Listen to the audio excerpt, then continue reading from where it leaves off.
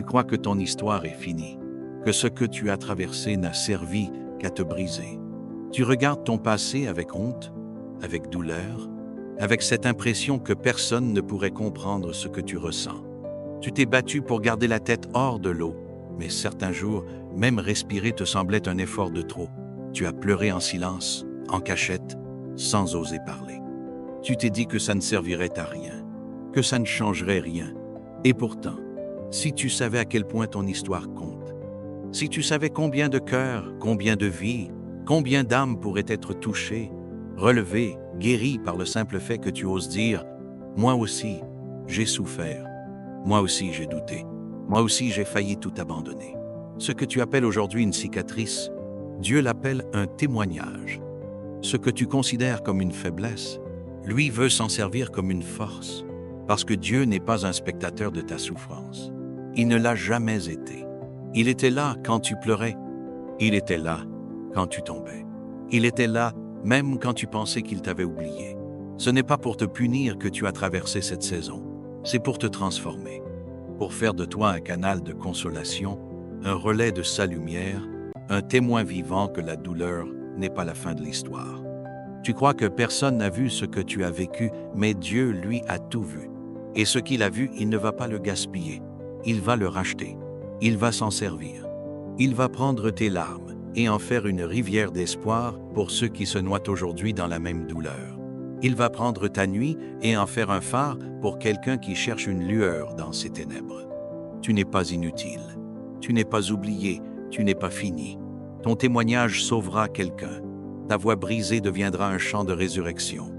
Ton passé douloureux deviendra un pont pour relever ceux qui trébuchent. Mais pour cela, il faut que tu acceptes de ne plus cacher tes cicatrices. Il faut que tu comprennes qu'elles ne te déshonorent pas. Elles te rendent authentique, elles te rendent humain, elles te rendent crédible. Les gens n'ont pas besoin de héros parfaits. Ils ont besoin de personnes réelles qui ont survécu à l'enfer et qui ont choisi de revenir pour chercher les autres.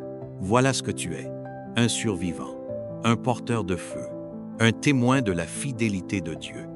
Et peut être que tu ne t'en rends pas encore compte, peut être que tu doutes encore de ta valeur, mais chaque pas que tu as fait dans la souffrance a laissé une trace. Et un jour, quelqu'un marchera sur ce chemin que tu as tracé à travers les larmes, et ce jour-là, il lèvera les yeux vers le ciel et dira « Merci Seigneur de ne pas m'avoir abandonné. » Et ce sera à cause de toi, de ton courage, de ta vulnérabilité, de ton oui. Ce n'est pas dans les moments où tout allait bien que tu es devenu fort. C'est dans les nuits où tu as continué malgré tout. C'est dans les silences où tu as tenu bon. C'est dans les blessures que Dieu t'a façonné. Ne méprise jamais ce chemin. Ne minimise jamais cette souffrance. Car c'est ce feu qui a affiné ton cœur. C'est cette douleur qui t'a rapproché de l'essentiel. C'est ce combat qui t'a rendu capable de comprendre les autres avec amour, avec compassion, sans jugement. Dieu ne te demande pas d'avoir tout compris. Il ne te demande pas d'être parfait. Il te demande juste de ne pas enterrer ce qu'il t'a permis de vivre. Parce que ton histoire n'est pas un accident. Elle est une mission. Et il y a quelqu'un quelque part qui attend que tu la racontes. Quelqu'un qui est à deux doigts de tout abandonner et qui n'a besoin que d'un mot, d'un regard, d'un témoignage pour croire à nouveau. Ce quelqu'un ne lira peu, être jamais une Bible, ne mettra peu, être jamais les pieds dans une église, mais il entendra ta voix, et dans ta voix, il entendra l'écho de Dieu. Ne garde pas le silence.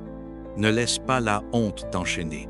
Ton témoignage est une arme, un remède, une lumière, même si tu trembles, même si tu pleures en le racontant, même si tu n'as pas toutes les réponses. Raconte, partage, ose, parce que Dieu t'a consolé, pas seulement pour toi, mais pour que tu sois maintenant, à ton tour, un consolateur. Et c'est là que ton histoire prend tout son sens. Tu ne racontes pas ta douleur pour glorifier la souffrance. Tu la racontes pour glorifier celui qui t'en a sorti. Tu ne racontes pas pour ressasser, mais pour restaurer. Alors, lève-toi, parle, écris, filme, chante, crie s'il le faut. Mais ne te tais pas. Quelqu'un a besoin de ton feu. Quelqu'un a besoin de ta lumière. Quelqu'un a besoin de ton témoignage. Et cette personne, elle n'a pas le temps d'attendre que tu sois prêt. Elle a besoin de toi maintenant.